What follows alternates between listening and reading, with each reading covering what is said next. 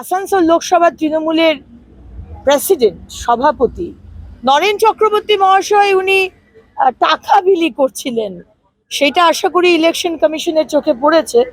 Model code of conduct হয়ে গেছে, শুরু হয়ে গেছে 16 তারিখ থেকে।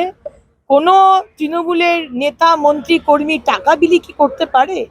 আমি ইলেকশন কমিশনের দৃষ্টি আকর্ষণ করতে চাই। আজকে মানুষকে বিভ্রান্ত করার চেষ্টা করা হচ্ছে এবং সেদিনকেও আমরা দেখলাম গার্ডেন রিচে, সেখানে গিয়ে খোদ মুখ্যমন্ত্রী এবং আমাদের ফিরহাদ হাকিম মহাশয় যেভাবে 5 লক্ষ টাকা এবং 2 লক্ষ টাকার ঘোষণা করলেন, আমরা সেটাও ইলেকশন কমিশনের নজরে এনেছি।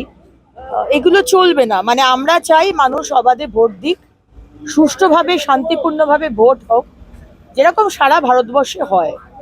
পশ্চিমবঙ্গ তো আর ভারতবর্ষের বাইরে নয়, সুতরাং শান্তিপূর্ণ ভোট হোক। যে সেখানে মানুষের রায়তে যে জিতবে সে জিতবে, আমরা সেটাকে মানতে হবে।